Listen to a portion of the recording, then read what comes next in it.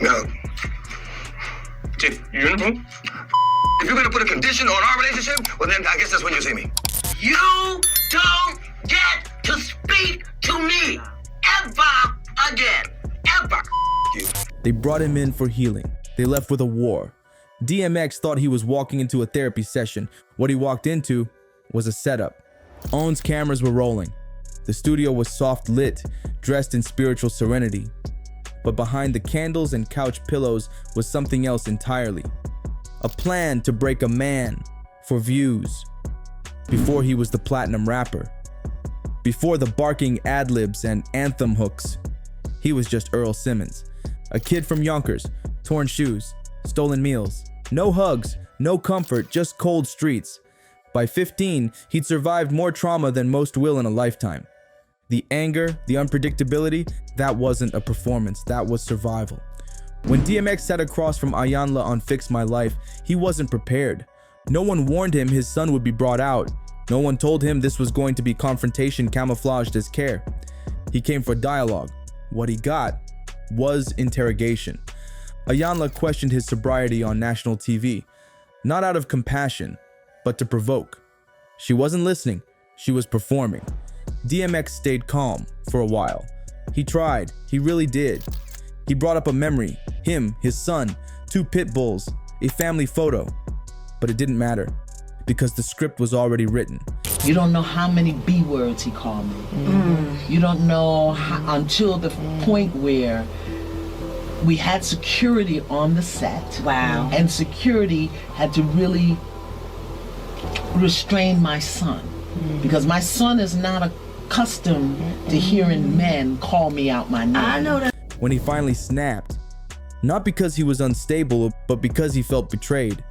The cameras didn't cut. They leaned in. OWN got exactly what they wanted. A black man yelling, a rapper out of control. The perfect headline. What they didn't expect was the backlash. Therapists, fans, celebrities, they all called it out. DMX wasn't just ambushed, he was exploited. And Oprah? Silent. OWN never issued a real apology. Iyanla cried on camera later, but the damage was done. DMX said it best. She made it worse. She's toxic.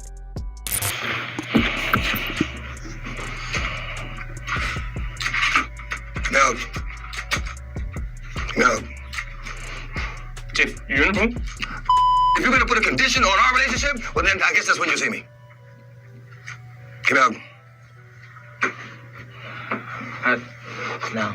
What do you mean no? What is your... No. You don't get to speak to me ever again. Ever. You. I'll take that I just too. did. You can leave. I am gonna leave. You can leave. How about that? You can leave.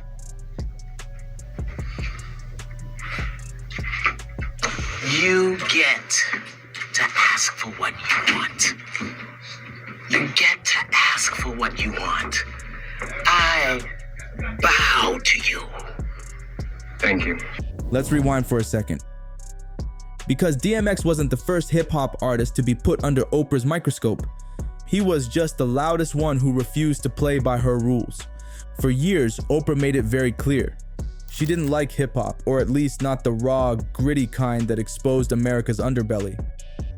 When Ludacris appeared on her show during the Crash movie press tour, he was barely allowed to speak. His verses were scrutinized, his voice muted. He later said he felt ambushed, not interviewed, interrogated, and in the final edit. Most of his words were left on the cutting room floor. 50 Cent noticed it too. He once said, "I used to admire Oprah until I realized she didn't admire people like me." He called her out for constantly bashing hip-hop culture, but staying silent about the power structures that created it. He even went as far as naming his dog Oprah. A joke, maybe, but also a statement. And guess what? It wasn't just about the lyrics, it was about the image. The louder you were, the more street you looked, the less of a platform you got. The way you would talk made me feel like beneath you. Even what you were saying was good. Just give me an example. I mean, it was years ago. Just one example. Just one, since I've done it so much. This is such a major What part. about today? Lady, shut up, man. No, you I'm don't- talking about, no, you listen, don't man. get to Listen, talk man, to me like that. I'm not going for this. Meanwhile, Jay-Z, the rapper turned billionaire with a tailored suit and a clean-cut brand, was welcomed with laughs and banter. He rapped a freestyle with Oprah on her couch because he fit the mold, a polished success story that could be sold to middle America without ruffling feathers. But DMX, Luda, Aimbadu, too real, too raw, too risky. Oprah didn't want the pain that birthed the poetry. She wanted digestible stories. She wanted uplifting, but on her terms.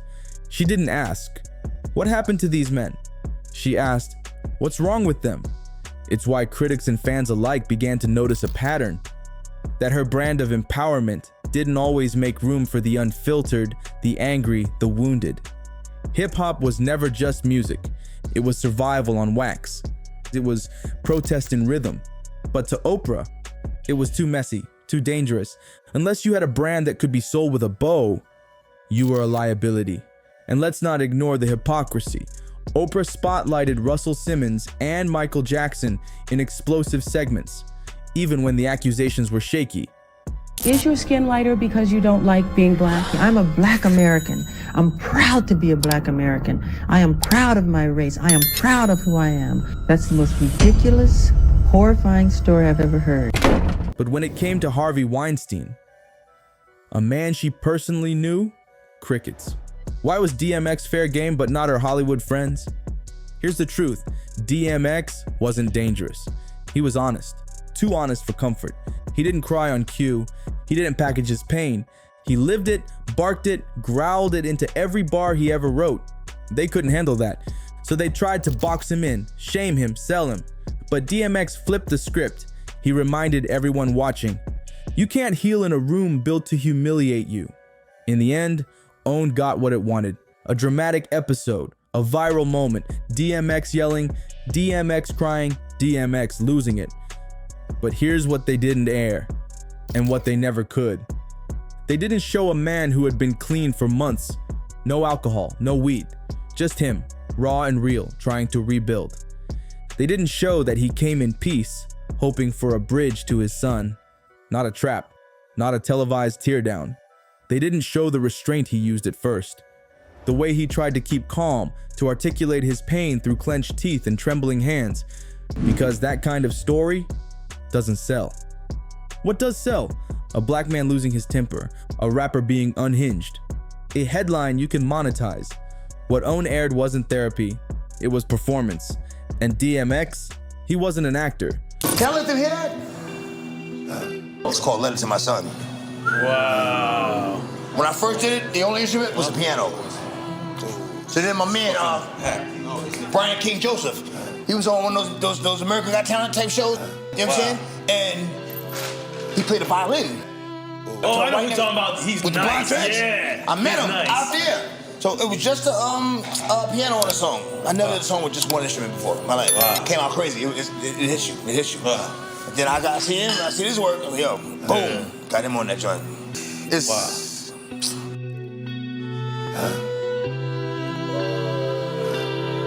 He was a man fighting for dignity while being picked apart in front of millions. They tried to cast him as a cautionary tale, a symbol of failure, of chaos, of what not to become. But DMX flipped the script. He didn't cry for sympathy. He didn't beg for forgiveness. He barked back, not because he was unstable, but because he refused to be disrespected in silence. And when he stood up, furious, betrayed, hurt, he wasn't breaking down. He was breaking through. OWN thought they were airing a man unraveling. But what they actually captured was a man exposing the system. DMX reminded the world that healing can't happen in a room built to humiliate you. That pain doesn't exist for your entertainment. That trauma doesn't need a studio audience.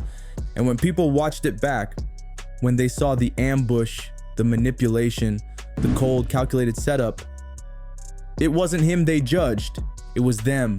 This wasn't a story of redemption, it was a story of resistance. Because some truths are too real to be scripted, some pain too loud to be silenced, and some men too unapologetically themselves to be tamed. DMX wasn't their pawn, he was their mirror, and they didn't like what they saw. If this hit home, drop a comment. Let's talk about the real story behind the screens. Don't forget to like, subscribe, and share. because this is the side of fame they don't show you. And remember, some men break under pressure. DMX, he made the system crack.